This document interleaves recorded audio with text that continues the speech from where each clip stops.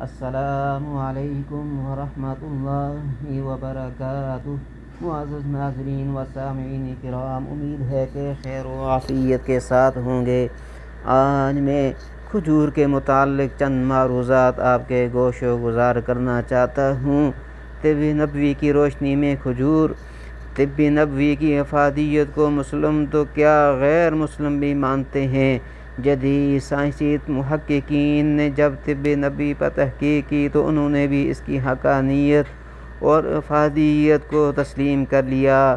آج ہم کھجور کے خواص اور افادیت پر بات کریں گے۔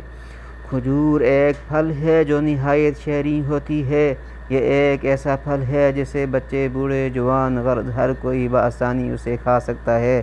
کھجور ایک مقوی پھل ہے۔ دوسرے پھلوں کی نسبت یہ جسم کو زیادہ طاقت و توانائی بہم پہنچاتا ہے۔